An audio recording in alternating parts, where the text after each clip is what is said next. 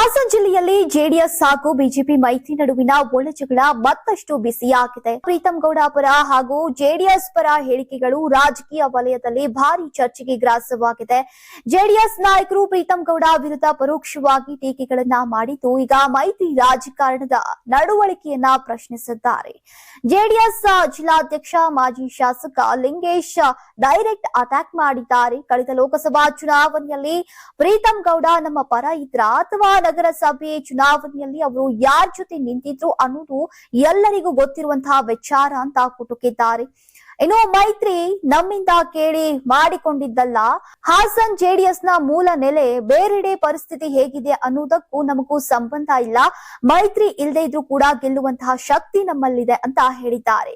ಪಕ್ಷ ರಾಜಕಾರಣದ ಬಗ್ಗೆ ಮಾತನಾಡಿದಂತಹ ಜೆಡಿಎಸ್ ಮುಖಂಡರು, ಪಕ್ಷಕ್ಕಿಂತ ಹೆಚ್ಚಾಗಿ ದೇವೇಗೌಡರ ಕುಟುಂಬವನ್ನ ಟಾರ್ಗೆಟ್ ಮಾಡಲಾಗ್ತಾ ಇದೆ. ಅದು ಎಲ್ಲೋ ಒಂದ್ ಕಡೆ ನಮ್ಮ ಮನಸ್ಸಿನ ಮೇಲೆ ಪರಿಣಾಮ ಬೀರತ್ತೆ ಅಂತ ಅಸಮಾಧಾನವನ್ನ ವ್ಯಕ್ತಪಡಿಸಿದ್ದಾರೆ.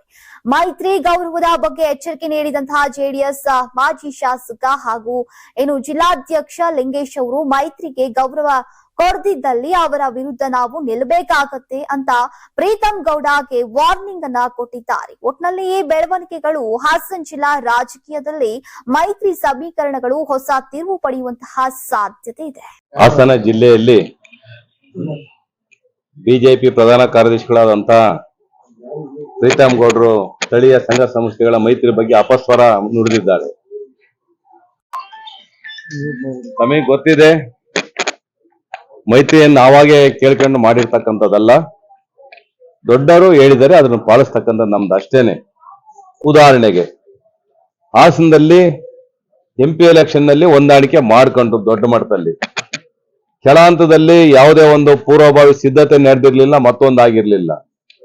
ಹಾಗಾಗಿ ನಾವು MP ಎಲೆಕ್ಷನ್ ಹಾಸನ ತಾಲೂಕಲ್ಲಿ ನಮಗೆ ಬಿಜೆಪಿಯಿಂದ ನಮಗೆ ಯಾವುದೇ ಒಂದು ಸಹಕಾರ ಸಿಗ್ಲಿಲ್ಲ. ಅದಾಗದು ಬೇಡ. ಮುಂದಿನ ನೋಡಿ, ಇದು ಜಾತ್ಯತೀತ ಜನತಾದಳ ಮೂಲ ನೆಲೆ. ಬೇರೆ ಕಡೆ ಎಲ್ಲಿ ಏನಾಗುತ್ತಾ ಗೊತ್ತಿಲ್ಲ ನಮಗೆ. ನಾವು ಜಿಲ್ಲೆಗೆ ಸೀಮಿತವಾಗಿರ್ತಕ್ಕಂಥದ್ದು. ಇಲ್ಲಿ ನಾವು ರೇವಣ್ಣವರ ಒಂದು ಮಾರ್ಗದರ್ಶನ, ಅವರ ಕಾರ್ಯದಲ್ಲಿ ನಾವು ಪ್ರಬಲವಾಗಿ ಸಂಘಟನೆ ಆಗಿದ್ದೇವೆ. ನಾವು ಮೈತ್ರಿ ಇಲ್ಲದೆ ಇದ್ರು ಸಹ ನಾವು ಚುನಾವಣೆ ಎದುರಿಸ್ತಕ್ಕಂಥ ಶಕ್ತಿ ನಮಗಿದೆ. ಅವ್ರ ಪಕ್ಷಕ್ಕಿಂತ ಹೆಚ್ಚಾಗಿ ದೇವೇಗೌಡರ ಕುಟುಂಬನ ಅವರು ಟಾರ್ಗೆಟ್ ಮಾಡಿರ್ತಕ್ಕಂಥದ್ದು, ಅದು ಎಲ್ಲ ಒಂದ್ ಕಡೆ ಅದು ಅವ್ರ ಮನಸ್ಸಲ್ಲಿ ಇನ್ಫ್ಲೂಯೆನ್ಸ್ ಆಗ್ತಾ ಇದೆ ಅಂತ ನನ್ನ ಭಾವನೆ. ಅವರು ಏನಾದ್ರೂ ಸಹ ತೋರ್ಪಡಿಸಿದ್ದಲ್ಲಿ ಮೈತ್ರಿಗೆ ಏನಾದ್ರು ಗೌರವ ಕೊಡ್ತಾ ಇದ್ಮೇಲೆ ಅವ್ರ ವಿರುದ್ಧವಾಗಿ ನಾವು ಸೆಡ್ ನಿಲ್ತೇವೆ. ಇಲ್ಲ, ನಾವು ಎಲ್ಲದಕ್ಕೂ ಎದುರಿಸಕ್ ತಯಾರಿದ್ದೇವೆ. ಅದು 100% ಸತ್ಯ. MP ಎಲೆಕ್ಷನ್ ಅವ್ರು ನಮ್ ಕೋಆರ್ಡಿನೇಟ್ ಮಾಡ್ಲಿಲ್ಲ ಅಷ್ಟೇ ಯಾಕ್ರಿ. ಇಲ್ಲಿ ನಡೀತಕ್ಕಂಥ ಕಾರ್ಪೊರೇಷನ್ ಚುನಾವಣೆ ನಮ್ ಜೊತೆ ಇದ್ರ ಎಲ್ಲ ಗೊತ್ತಿರ್ತಕ್ಕಂಥದ್ದಲ್ಲಿ. ಆ ಕಾರಣಕ್ಕೋಸ್ಕರವಾಗಿ ನಾವು ಹೈಕಮಾಂಡ್ ನಿರ್ದೇಶಿಸಬೇಕಾದ್ರೆ ನಾವು ಮೈತ್ರಿಗೂ ಸಿದ್ಧ. ವೈಯಕ್ತಿಕವಾಗಿ ತೆಗೆದುಕೊಂಡ್ರೆ ಅವರ ವಿರುದ್ಧನೂ ಸಹ ಹೋರಾಟ. ಯಾರಾಗ್ತಾರೆ MLA ಅಭ್ಯರ್ಥಿ 2028 ಶೀಘ್ರದಲ್ಲೇ. ಪ್ರತಿದಿನ ಒಂದೊಂದು ಕ್ಷೇತ್ರದ ಟಿಕೆಟ್ ಆಕಾಂಕ್ಷಿಗಳ ಸಂಪೂರ್ಣ ಮಾಹಿತಿ ಪೊಲಿಟಿಕಲ್ ಜರ್ನಲಿಸ್ಟ್ KM ಶಿವಕುಮಾರ್ ಅವರಿಂದ. ಕರ್ನಾಟಕದ ನಂಬರ್ 1 ಡಿಜಿಟಲ್ ಮೀಡಿಯಾ ನಿಮ್ಮ ನೆಚ್ಚಿನ ಕರ್ನಾಟಕ ಟಿವಿಯಲ್ಲಿ ಮಾತ್ರ.